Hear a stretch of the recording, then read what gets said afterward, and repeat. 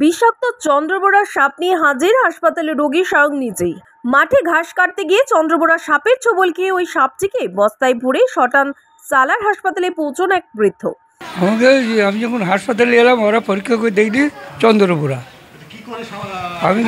আমি মাঠে গেছিলাম ঘাস কাটতে, সাপটাতে পায়ে পা দিই, তারপরে কামড়ে দেয়, তারপরে সাপটাকে আমি কেজি করে ধরি বস্তায় ভরলি চিন্ত সাপে। তারপরে হাসপাতালে নিয়ে এলাম, এরা দেখলি বলছি চন্দ্রবোরা সালার হাসপাতাল। ওরা পরীক্ষা করে দেখলি বলছি চন্দ্রবোরা। আমি তো ওখানে দেখিনি কি সাপ, ধরলি চলে আসলাম। হ্যাঁ, পরীক্ষা দুটো টেস্ট করেছে, দেখছি এখন তো নর্মাল বলছে, ওই যে এখন 6 ঘন্টা থাকতে হবে, 12 ঘন্টা। এই বিষয়ে সালার প্রাথমিক স্বাস্থ্য কেন্দ্রের চিকিৎসকেরা কি জানিয়েছেন শোনাবো আপনাদের। হ্যাঁ, প্রথমে ওকে সাপে কামড়ানোর সাথে সাথে আমাদের কোনো ওঝাবাড়ি না গিয়ে সরাসরি সালার হসপিটালে চলে এসেছেন।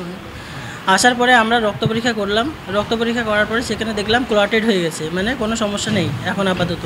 আবার 4 ঘন্টা করার পরেও সকালবেলা এসেছিলো, 4 ঘন্টা করার পরে আবার যখন টেস্ট করলাম এখনও পর্যন্ত রিপোর্ট নর্মাল আছে। হ্যাঁ, এরপরে আমরা অবজারভেশনে রাখছি, যদি কোনো সমস্যা হয় তখন আমরা অ্যান্টিসিনেক ভেনম, যেটাকে ABS বলা হয়, ওটা দিয়ে তারপর রেফার করবো আমরা। সকালে জ্বালুন, সন্ধে জ্বালুন, সুগন্ধ ছড়িয়ে পড়ুক। ধূপের জগতে একটাই নাম, আলোর ভেষজ ধূপ। মনে প্রাণে স্নিগ্ধতা ছড়িয়ে দেবে কেমিক্যাল বিহীন ধূপ।